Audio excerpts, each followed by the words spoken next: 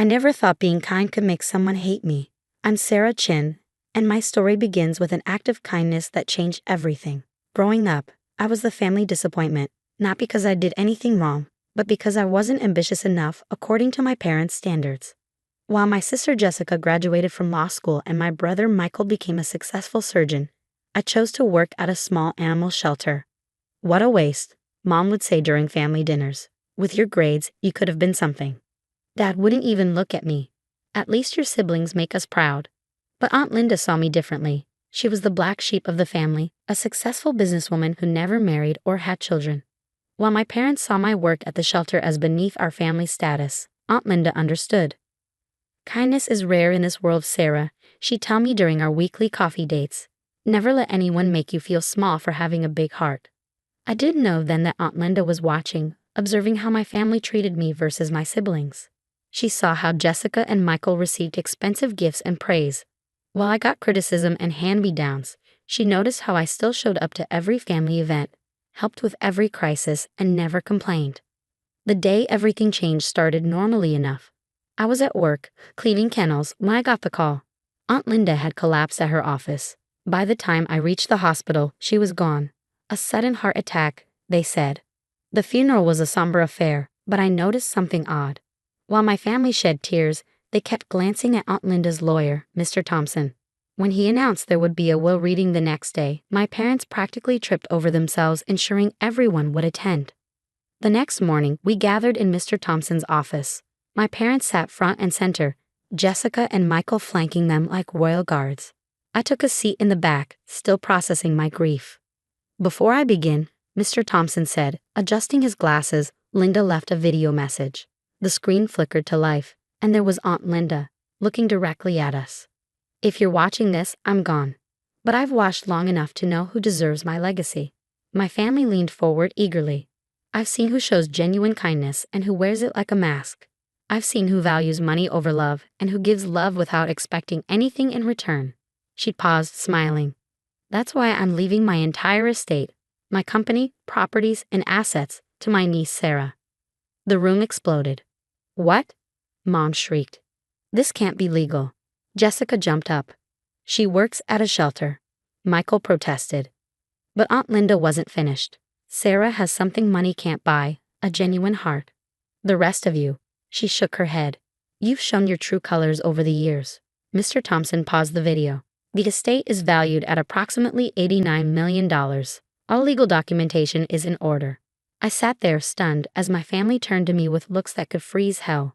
You manipulated her, Mom hissed. You must have tricked her somehow, Jessica added. Dad stood up, his face red. No daughter of mine would steal from her siblings like this. I didn't, I started, but Michael cut me off. Then prove it. Sign it over to us. We're the ones who deserve it. When I didn't immediately agree, all hell broke loose. They screamed, threatened, and finally delivered their ultimatum. Either you sign over the inheritance or you're no longer part of this family, Dad declared. I looked at each of their faces, people I'd loved my whole life despite their treatment of me. Aunt Linda's words echoed in my mind. Never let anyone make you feel small for having a big heart. Standing up, I squared my shoulders. Then I guess I'm not part of this family anymore. That night, I packed my belongings as my family watched, hurling insults and threats. As I walked out the door, Mom's words followed me. You'll come crawling back when you realize you can't handle this responsibility. Little did they know, Aunt Linda had been preparing me for years. Those weekly coffee dates weren't just chats. They were lessons in business, finance, and leadership. She'd seen my potential when everyone else saw a disappointment. I checked into a hotel that night, my head spinning with everything that had happened. Mr. Thompson had given me a letter from Aunt Linda before I left his office. Dear Sarah, it read. If you're reading this, they show their true colors.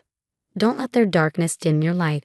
I've left you everything because I know you'll use it to make the world better. It's time to spread your wings, little bird. Show them what kindness combined with power can do. That night, as I laid in a hotel bed, I made a promise to myself and to Aunt Linda. I would prove that kindness wasn't weakness.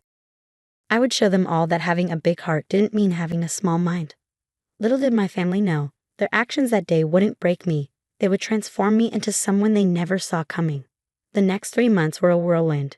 While my family thought I was struggling, I was building something extraordinary. Aunt Linda hadn't just left me money, she had left me a vision. Her company, Phoenix Enterprises, had a little-known charitable division.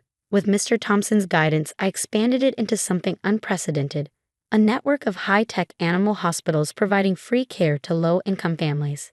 I threw myself into learning everything about business. During the day, I attended board meetings and made decisions that would have terrified me before. At night, I studied financial reports and business strategies until my eyes burned. But I never forgot my roots. Every weekend, I still volunteered at shelters. Though now I could do more than clean kennels. I funded renovations, paid for medical treatments, and created programs to help people keep their pets during financial hardships. The media caught wind of my story when our first major hospital opened.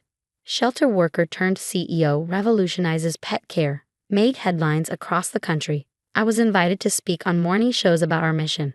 That's how my family discovered what I'd been up to. I was live on Good Morning America, discussing our latest initiative, when my phone started buzzing with texts and calls. My family had seen a confident woman in a tailored suit talking about combining business success with social responsibility. The messages started rolling in. Mom, sweetheart, we should talk. Jessica, you look amazing. Coffee soon. Michael, hey sis, remember when we were close? Dad, I always knew you had it in you. I ignored them all.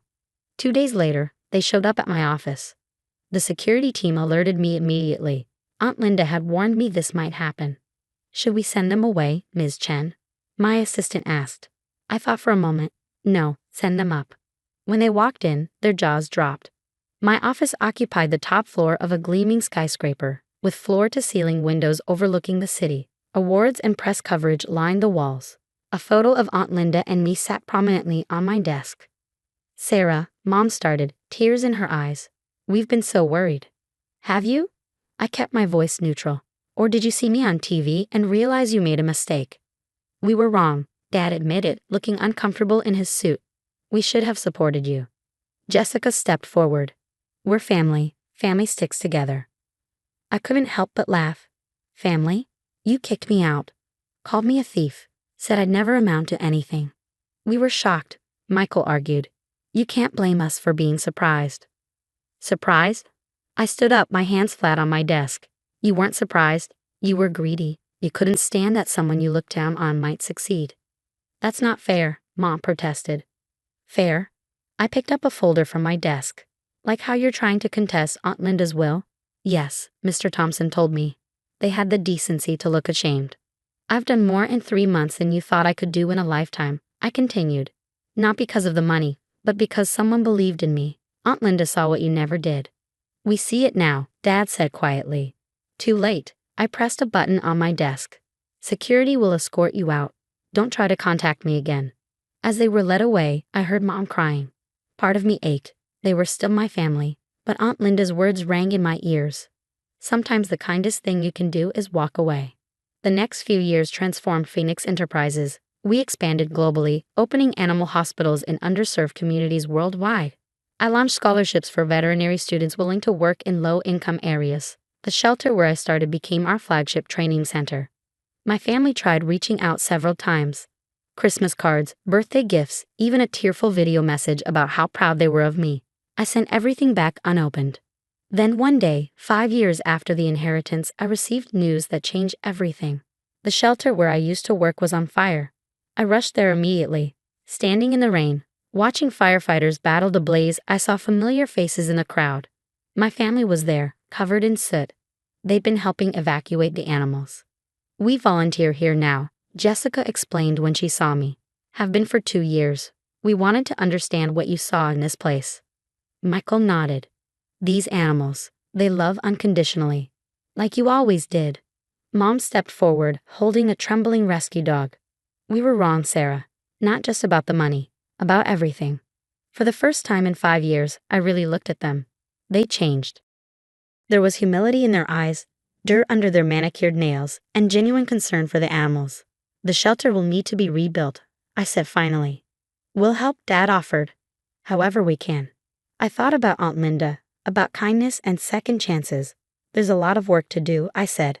Are you sure you're ready for that? They nodded, and this time, I believed them. We rebuilt the shelter together, bigger and better than before. It wasn't easy, Years of hurt don't heal overnight. But slowly, through shared work and genuine effort, we found a new kind of family bond. Not based on money or status, but on something Aunt Linda always valued: actions over words.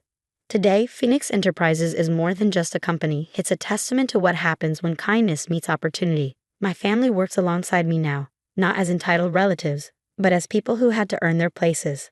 And on my desk, next to Aunt Linda's photo, sits a new picture. All of us at the shelter's reopening, surrounded by the animals we help. It's a reminder that sometimes the greatest inheritances aren't measured in money, but in the lessons that transform us. Aunt Linda was right. Kindness isn't weakness, it's the strength to change the world, one heart at a time.